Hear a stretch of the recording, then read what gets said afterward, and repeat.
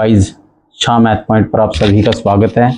आज हम शुरू करते हैं प्रश्नावली 1.2 क्लास 10। पहला क्वेश्चन है, सिद्ध कीजिए कि वर्गमूल 5 एक अपरिमेय संख्या है। अपरिमेय संख्या हमें दिखाना है वर्गमूल 5 को। हम मान के चलेंगे कि जो वर्गमूल 5 है वो परिमेय संख्या है और फिर दिखा देंगे कि वो परिमेय संख्या नहीं है, वह एक अपरिमेय संख्या है। तो सबसे पहले हल शुरू करते हैं इसका कि माना वर्गमूल 5 एक परिमेय संख्या है। कैसी संख्या मान ली हमने इसको? परिमेय संख्या। और जो परिमेय संख्या होती है ना, वो हमेशा ऐसे लिखी जाती है कि वर्गमूल 5 बराबर है पी बटे क्यू। पी बटे क्यू के रूप में लिखते हैं इसको, जहां पर जो क्यू है, क्यू का मान 0 के बराबर नहीं होता। कि जो ये क्यू है ये कभी भी 0 के बराबर नहीं होता। और जो पी और क्यू है, पी कोमा क्यू सह अभाज्य संख्या होती है। सह अभाज्य संख्या है। सह अभाज्य संख्या है। सह अभाज्य संख्या कौन सी होती है? वो संख्या जिनका HCF केवल एक हो। जैसे 2/3 है। 2/3 ये सह अभाज्य संख्या है, क्योंकि एक के पाड़े पे ही कटती हैं दोनों। 1 दूनी 2 और 1 3 3, और किसी पाड़े पे दोनों नहीं कटती हैं। तो ऐसी संख्याओं को हम सह अभाज्य संख्या बोलते हैं। तो सबसे पहले हम क्या करेंगे, वर्गमूल 5 के बटे में 1 लगा लिया अपनी मर्जी से, और बराबर है पी बटे क्यू।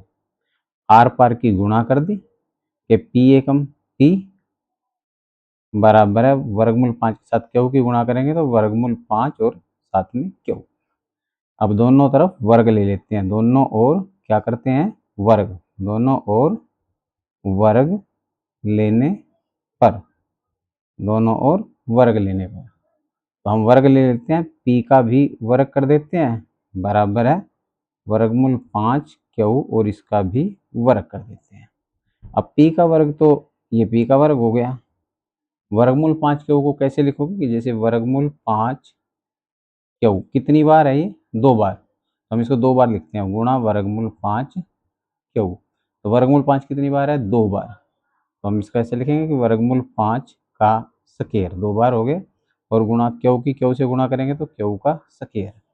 तो ये वर्गमूल के साथ कैंसिल हो जाता है। 2 हमारे पास क्या बचता है? 5 क्यू की 2।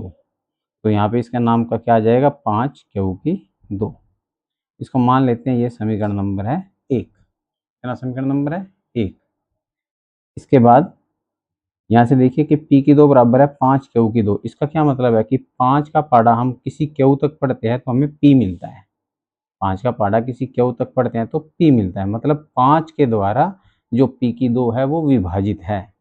कहने का मतलब है जैसे ये पी की 2 बराबर है 5 क्यू की 2। हम इसको ऐसा लिख सकते हैं, 5 को इधर लेके आते हैं तो 5 इसके बटे में आएगा, बराबर है क्यू की 2। तो पी की 2 5 से विभाजित है। यहाँ क्या लिखेंगे? पी की 2 कॉमा डाल के 5 से विभाजित है। विभाजित का मतलब होता है भाग होना। ये जो पी की 2 है वो 5 से विभाजित है, 5 इसको भाग कर देता है।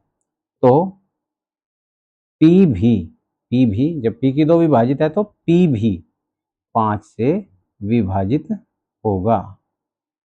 विभाजित होगा। ये हमारे पास परिमेय होती है 1.3, वो बताती है इस बात को कि जब पी की 2 5 से विभाजित है तो पी भी 5 से विभाजित होगा। इसके बाद पी बराबर है, जैसे पी जो है ना 5 से विभाजित है, मान लो ये 5 से भाग हो जाता है तो 5 से किसी पाड़े पे जाता होगा। मान लेते हैं कि वो पाड़ा कितना है? सी, कि सी पे चला जाता है और तब जाके ये शेषफल 0 आ जाता है। तो कहने का मतलब है कि जो पी है वो मेरा किसके बराबर आ जाता है? फिर पी बराबर है 5C। 5C कि 5C पी। तो मान लेते हैं, माना पी बराबर है 5C। पी को हम 5C के बराबर मान लेते हैं, और पी का मान कहाँ लगा देते हैं? समीकरण 1 में। का मान समीकरण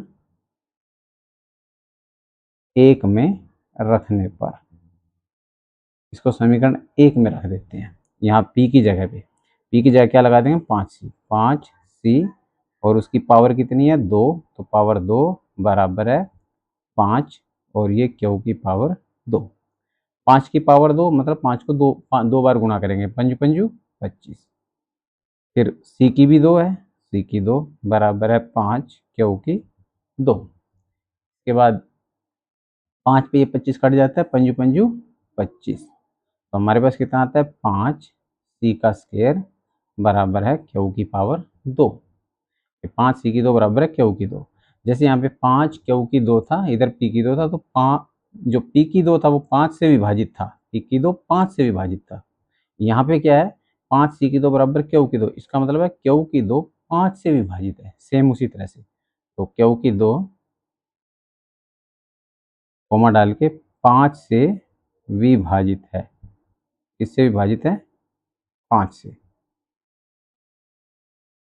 तो क्यू भी, इसका मतलब है क्यू भी फिर किससे विभाजित होगा 5 से, क्यू भी 5 से विभाजित होगा, क्यू भी 5 से विभाजित होगा।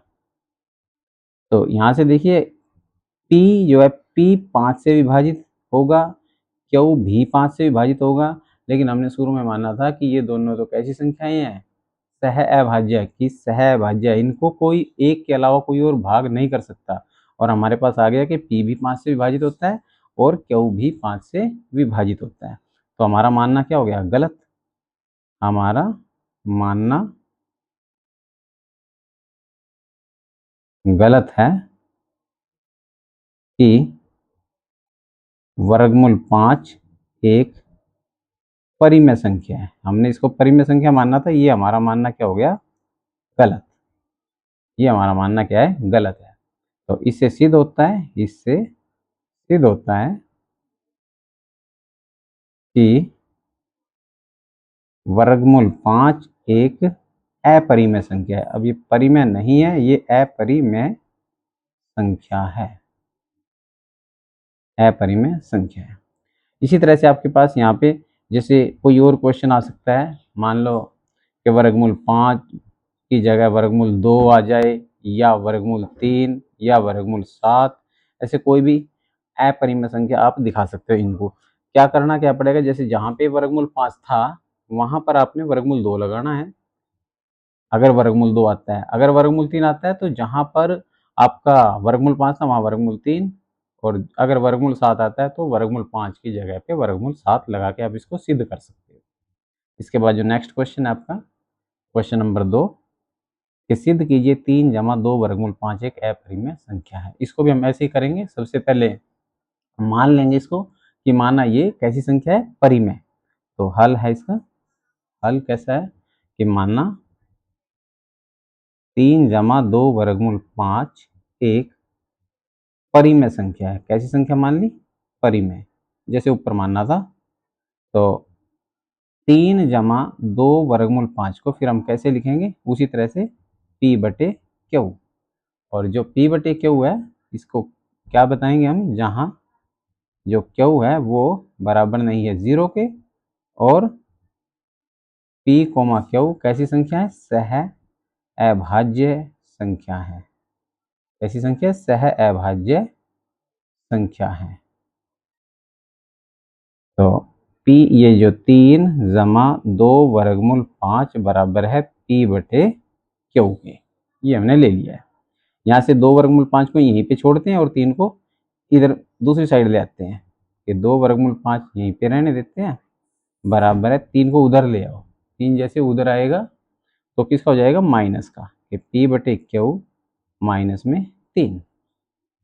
अब उसके बाद वर्गमूल 5 को यहीं पे छोड़ देते हैं, वर्गमूल 5 यहीं पे, और बराबर है अभी 2 मल्टीप्लाई में है इधर आएगा, मतलब 2 गुणा में है तो नीचे आएगा तो वो भाग में, ये P बटे क्यू माइनस 3 ये ऊपर, और नीचे क्या आ गया आपका 2। तो जो ये संख्या ये संख्या बटे में 2, तो ये कैसी संख्या है, ये देखो ये एक तरह से मान लो P बटे क्यू माइनस 3 कोई ना कोई अंक आएगा यहाँ पे, तो वो बटे ये 2 कैसी संख्या होगी परिमेय संख्या। तो ये हमारे पास क्या संख्या है परिमेय, तो इसको हम लिखते हैं परिमेय संख्या। और वर्गमूल 5 इधर, ये कौन सी संख्या आपकी अपरिमेय संख्या।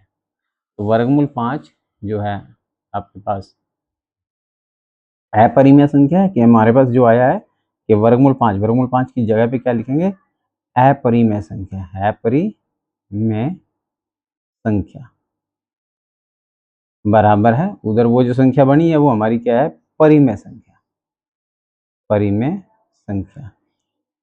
और क्या ऐसा संभव है? नहीं, ये कभी भी संभव नहीं होगा। अपरिमेय संख्या कभी भी परिमेय संख्या के बराबर नहीं होती। साथ में लिख देंगे असंभव है, असंभव है। कहने का मतलब है कि अपरिमेय संख्या बराबर नहीं है परिमेय संख्या के। यह परिमेय संख्या परिमेय संख्या के बराबर नहीं है।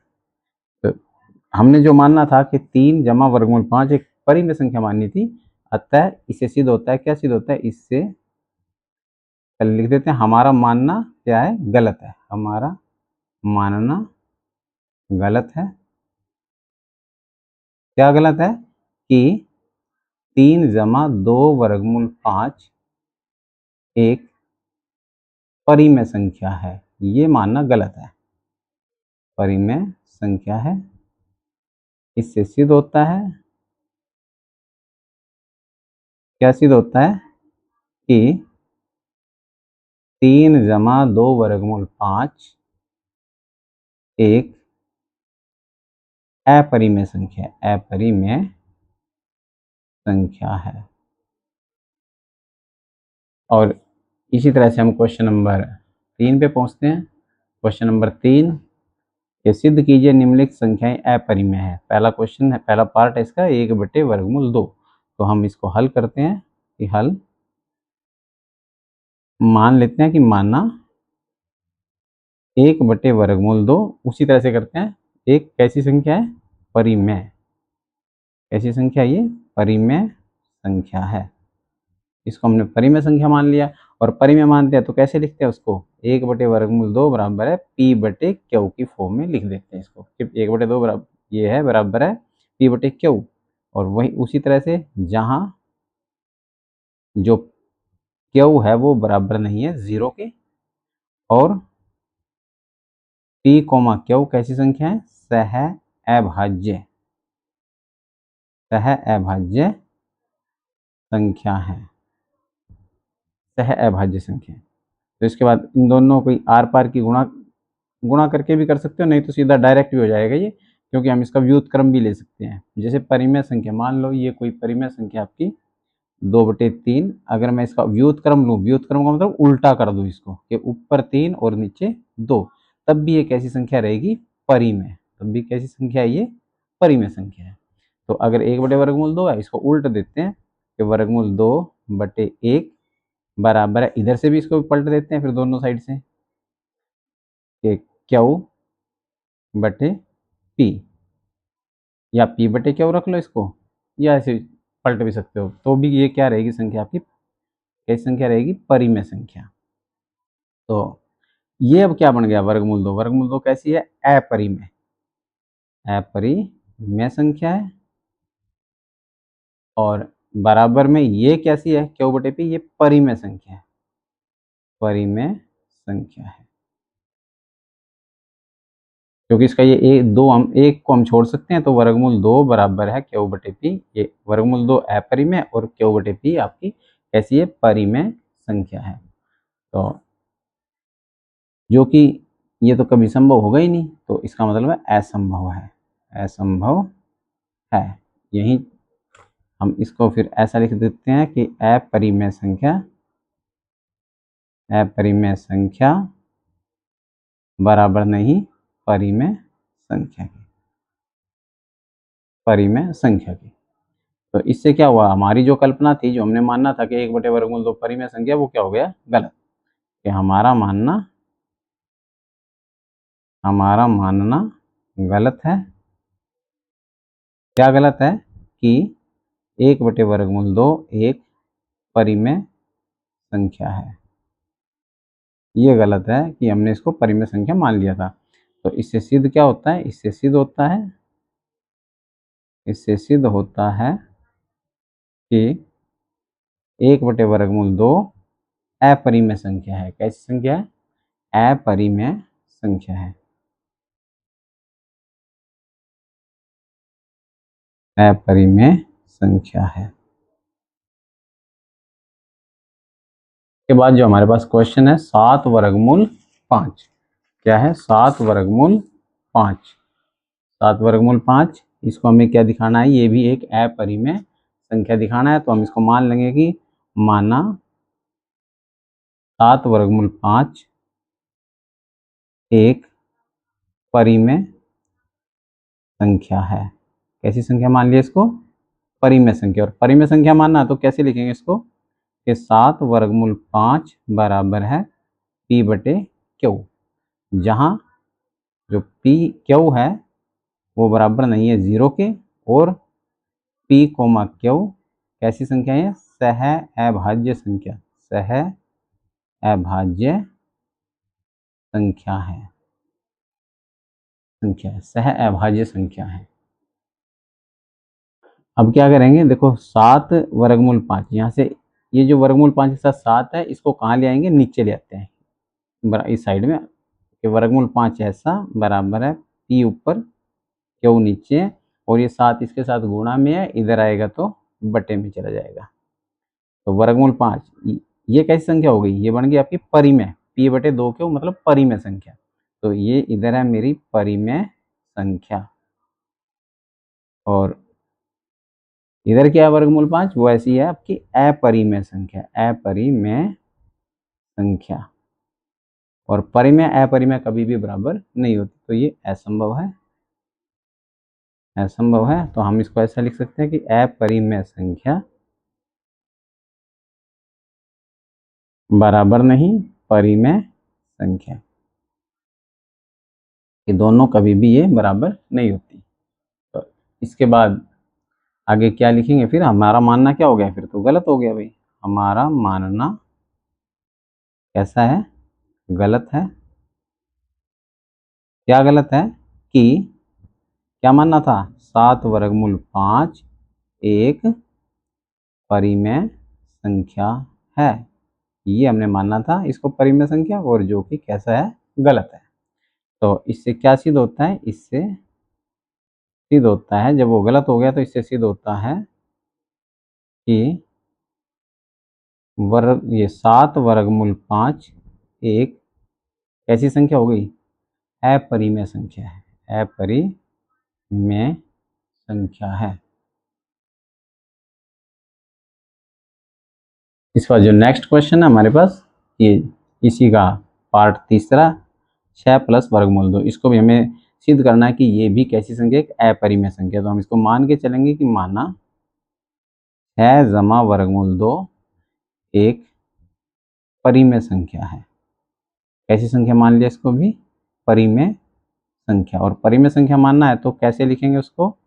हम लिखेंगे P बटे क्यू के बराबर, और जहाँ पर क्यू, यहाँ क्यू क्या हो जाएगा? वो 0 के बराबर नहीं होता।